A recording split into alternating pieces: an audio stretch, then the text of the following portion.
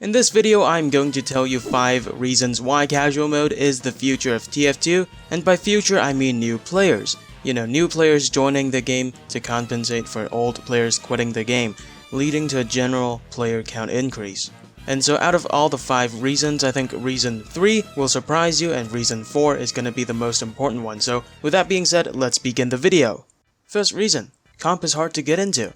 Now my experience of getting into competitive TF2 is fucking insane, let me tell you. So what you gotta do is that you need to know a guy. And that guy has to be, of course, he has to be in the competitive scene. And then you beg him to give you like a few Discord pug servers. And then once I've successfully begged him for the servers, out of the 5 Discord servers that he gave me, 3 of them were dead, like they were inactive for like 2 months. And then 1 pug server is for like Div 1 and Div 2 players, just not good for newbies, You're just gonna get wrecked in there. And the other one that I played in is mixed, meaning that it's a mixed bag of experienced and newer players. So I played 1 single pug on that mixed server. And I found out that the only people who plays pugs are the ones who are fucking veterans. And as a newbie myself, I got wrecked, I got destroyed, and it's just not very friendly to newbies, And so comp, like for a newbie, is just really hard to get into. And secondly, comp's gameplay and culture is just very different from normal casual TF2, Competitive is usually 6v6, while casual is 12v12. The culture is very different. Casual is a lot more laid back, while competitive is, constant tryharding and sweating, right? And also, you need to know a shit ton of things to actually play competitive, You need to know how to roll out, you need to know how to uber count, you need to know how to shoot people correctly, you need to know how the game mode works, 5CP King of the Hill. You need to do very different things to win. And so, in my opinion, competitive is just way too overwhelming for a new player, Competitive needs to be changed, needs to be closer to casual, before it can actually attract new players, because a brand new player of TF2, they're usually 9-year-old who have just gotten their PC, right? Because, TF2 is free and it's easy to run on computers. And expecting a 9-year-old to learn comp TF2 is like telling a fucking toddler to learn calculus. It's just not very practical. Unless competitive TF2 is drastically changed and simplified and become more welcoming and become easier for new players to learn, then maybe competitive will be the future of TF2. But for now, TF2, I think casual mode is still way more popular and way more viable to promote than competitive TF2.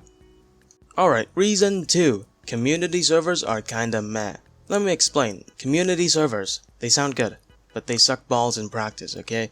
So why do they sound good then? Community servers allow players to control TF2 more, and what I mean by that is that people can enjoy user-created content. You can just set up mods and custom content in your community servers, and people can just install the mods and like the files that they need, and then enjoy the content, basically solving Valve's biggest problem with TF2 is, the lack of updates, right? But in reality, it's not that good. So the thing about community servers is that it needs to be accessed through the server browser, right?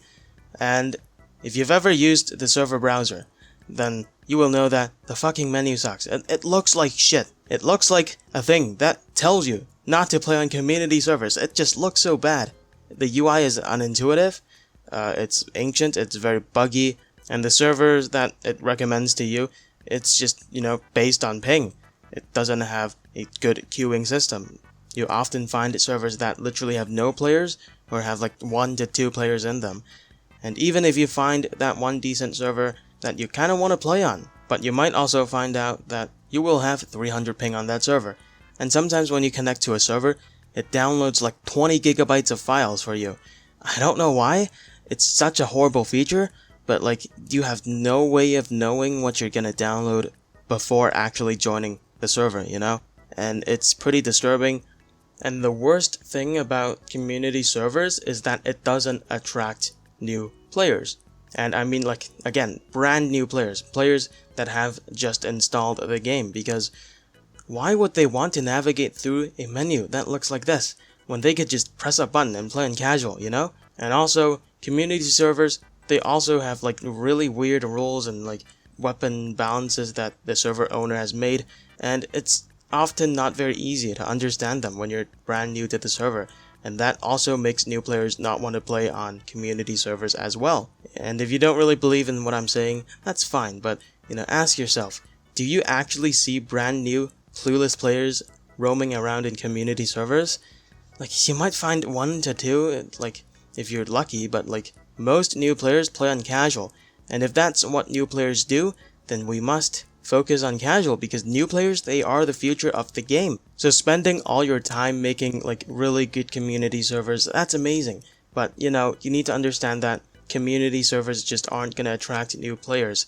And it is only going to make the old original player base stronger and not attract new blood in. And that is horrible for the future of a game, Community servers are kind of a nice addition to the game, but still, casual is still what this game is mainly about, because everyone just plays on it. It's just kind of stupid to focus on something that only a minority of people plays on.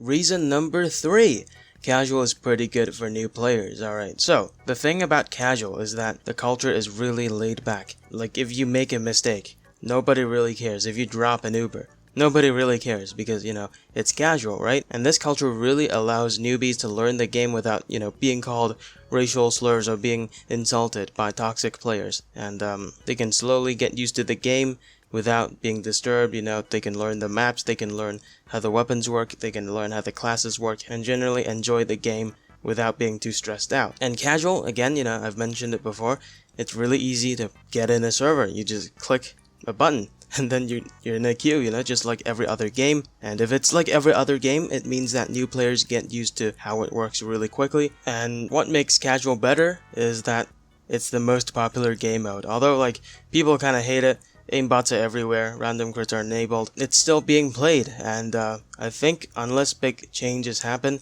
it will continue to be the most played game mode. The queue time is going to be lower, and the experience, the more people play on casual, the less aimbots that you're gonna see, and the less the queue time is gonna be. So basically, casual is just amazing for new players because it's like simple, it's easy to get into a server, it's laid back, they can learn the game in peace without being insulted by toxic players, and the queue time is relatively low, which makes the game just that ever so slightly more pleasant, so casual is just pretty good for new players, and I love casual as well.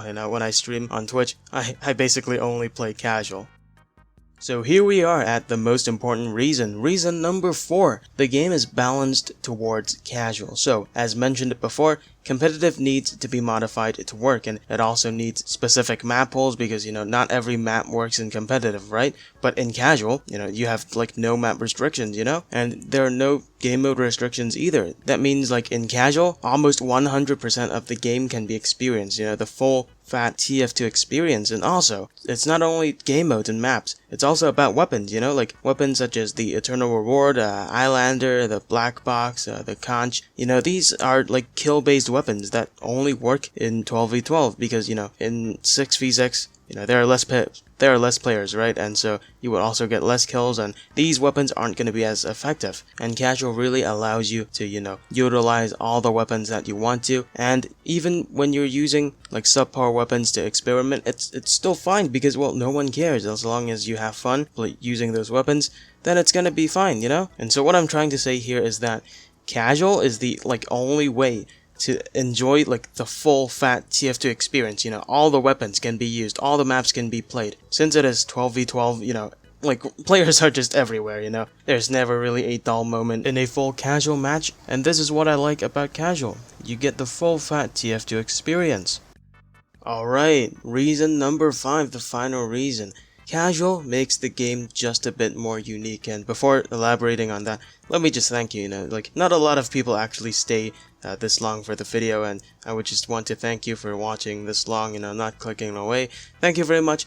And now let's talk about how casual makes the game just a bit more unique, okay? So on Steam, on everywhere basically, you see competitive FPS games, like they're just everywhere, you got CS:GO, you got Valorant, you got Rainbow Six Siege, you got Apex Legends, and tons more. Having one that is more laid back, a TF2 basically, and it makes, TF2 stand out more and kind of exploit the lack of games for the casual FPS genre, and this could also increase the chance of TF2 drawing in the new players. And so yes, that will be the last reason that I'm going to make, and thank you for watching this video, and also be sure to follow me on Twitch and join my Discord server, and also drop a sub if you want to, and yeah, it is free and it also helps me out quite a bit. So thank you for watching, and I wish you all the best.